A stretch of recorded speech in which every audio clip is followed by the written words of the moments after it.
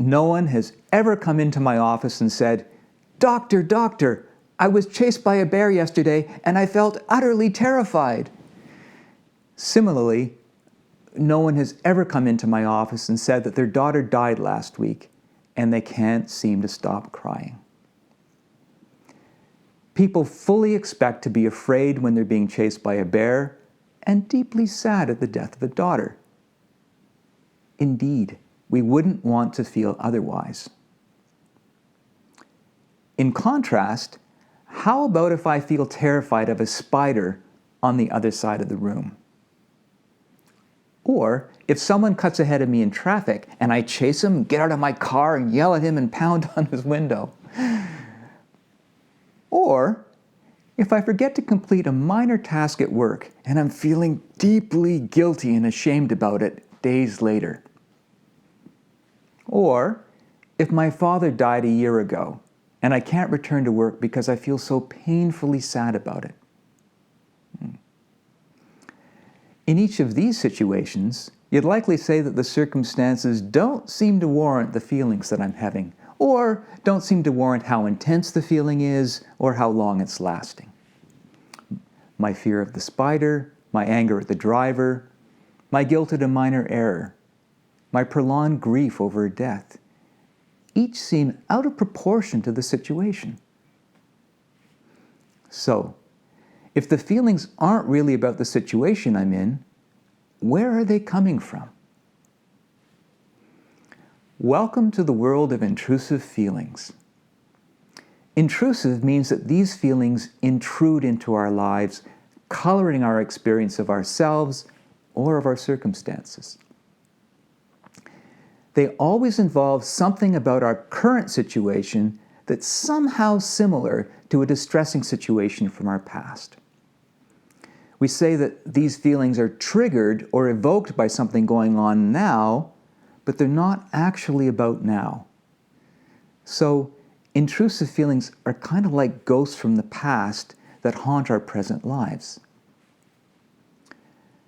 The big problem is that we're rarely aware that this is going on. It just seems so compelling to us that our distressing feelings are about our current situation. Of course I should be panicked. I made a mistake and I could lose my job.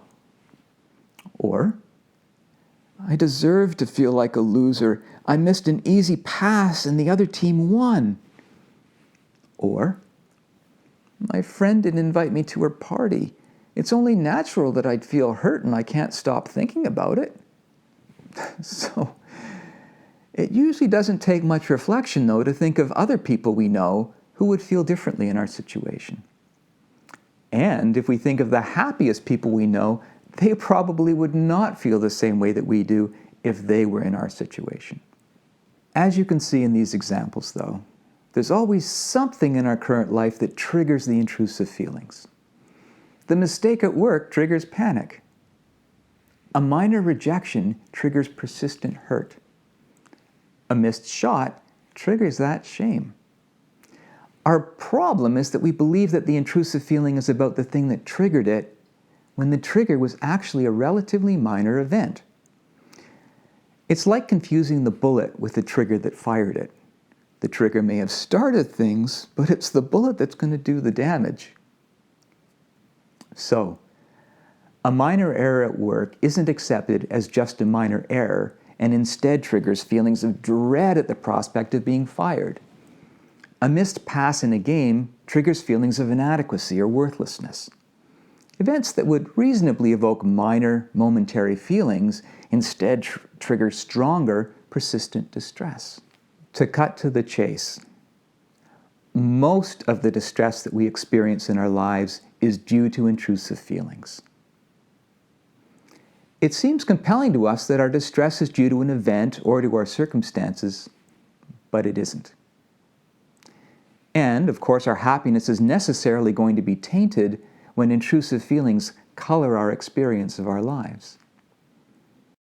Actually, intrusive feelings, combined with our misguided efforts to avoid them, are the only things that stand between us and genuine happiness. They're actually the only thing standing between us and happy, fulfilling relationships, and the only thing standing between us and happy, healthy children.